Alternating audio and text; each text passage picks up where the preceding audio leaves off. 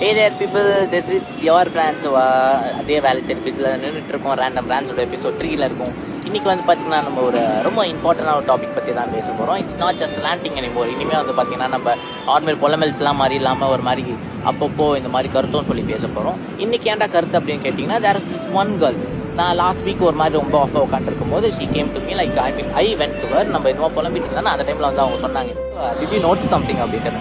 என்னங்க அப்படின்ற மாதிரி, you said you are like emotionally like strongest you, நாங்கள் no one can play with your எமோஷன்ஸ்ன்னு சொல்லியிருக்கேன் அப்படின்னாங்க.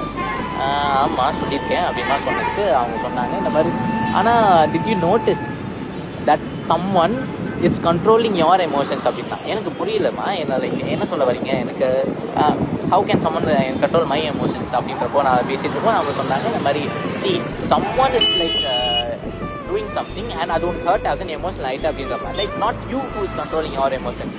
அவங்களோட ஆக்ஷன்ஸ் தான் உன்னை கண்ட்ரோல் பண்ணுது, லைக் உன்னோட எமோஷன்ஸ் கண்ட்ரோல் பண்ணுது அப்படின்னா.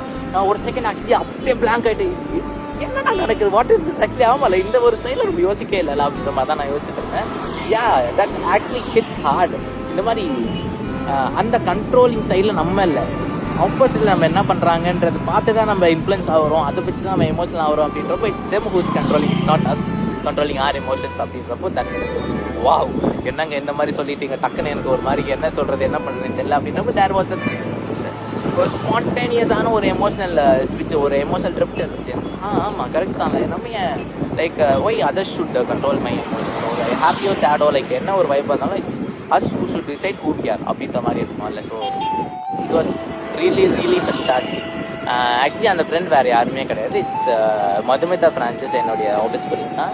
அவங்க அந்த ஆர்ட் ஆஃப் லெட்டிங் கோ தான் படித்து இந்த மாதிரி நிறைய கருத்துக்கள் என்ன சொல்லிட்டு இருக்காங்க. அப்போ மேபி நான் அந்த கருத்துக்கள் ஏதாவது இந்த மாதிரி ஹிட் ஆச்சு அப்படின்ற மாதிரி இருந்துச்சுன்ற மாதிரி தான் நான் அவங்களுக்கு வந்து திருப்பி நான் பதிவு பண்ணுறேன்.